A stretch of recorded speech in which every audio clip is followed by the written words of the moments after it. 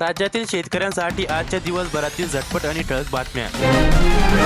शेतकऱ्यांना देणार 22,000 कोटी रुपये। नवी दिल्ली। पंतप्रधान नरेंद्र मोदी सोमवारी पीएम किसान योजनेचा 19वा हप्ता जाहीर करणार आहे। शेतकऱ्यांसाठी आनंदाची बातमी आहे। शेतकरी बंधूंनो, येत्या 24 तारखेला फेब्रुवारी महिन्यात याच महिन्यामध्ये शेतकरी बंधूंनो तुम्हाला 2,000 रुपये पडणार आहे की या अंतर्गत 9.8 कोटी शेतकऱ्यांच्या बँक खात्यात थेट 22,000 कोटी रुपये जमा केले जातील, असं सरकारने इशारा दिला आहे। सरकार शेतकऱ्याला दर 4 महिन्यांनी 2,000 रुपये देत आहे।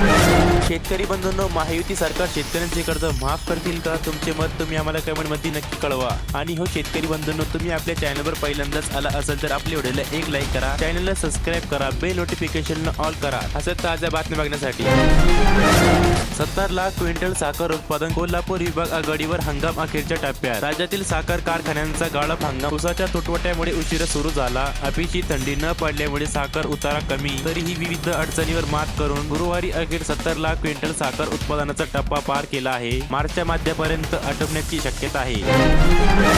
कृषी मंत्री कोकाटे शिक्षा स्थगितीसाठी सोमवारी सत्र न्यायालयात। बनावट दस्तऐवज सादर करून अल्प उत्पादन गटातून शासकीय कोट्यवधी सदनिका लाटल्याच्या प्रकरणात झालेल्या शिक्षेला स्थगिती मिळाली, यासाठी कृषी मंत्री ॲड माणिकराव कोकाटे हे सोमवारी येथील सत्र न्यायालयात अर्ज दाखल करणार आहे।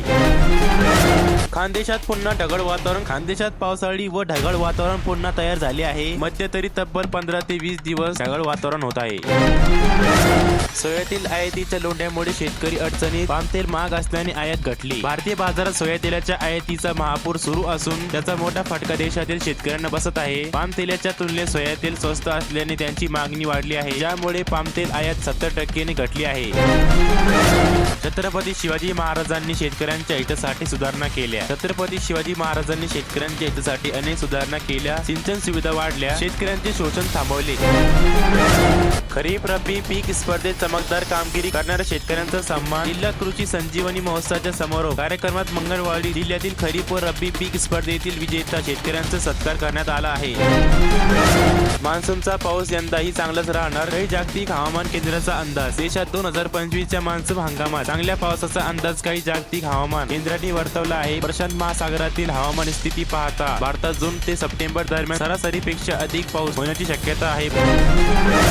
कृषी पंचायतचा मोफत वीजेचा निर्णय। मुख्यमंत्र्यांचा कृषी मंत्र्यांची थकीत बिलावर उत्तर। राज्य सरकारने शेतकऱ्यांना कृषी पंपासाठी मोफत वीज देण्याचा निर्णय घेतला आहे, परंतु निवडणुकीच्या नंतर काही शेतकऱ्यांना थकीत बिल पाठवण्यात आलं असून तातडीने वीज भरण्याची संधी देण्यात आल्याच्या बातम्या समोर येत आहे। मिरची उत्पादन शेतकऱ्यांना डहाणूमध्ये पीक संरक्षणाचे धडे। कृषी विज्ञान केंद्राचे पीक संरक्षण शास्त्रज्ञ प्रा. उत्तम सहाने यांनी कीटकनाशके वापरताना होणाऱ्या अपघात यावर उपाय आणि काळजी याबाबतची माहिती दिली आहे। तंत्रज्ञान थेट शेतात शेतकऱ्यांसाठी प्रायोगिक शेतीचा नवा मार्ग। वसंतराव नाईक मराठवाडा कृषी विद्यापीठ परभणी अंतर्गत कृषी विज्ञान केंद्र खामगाव तालुका गेवरे येथे गुरुवारी वैज्ञानिक सल्लागार समिती बैठक आयोजित करण्यात आली होती।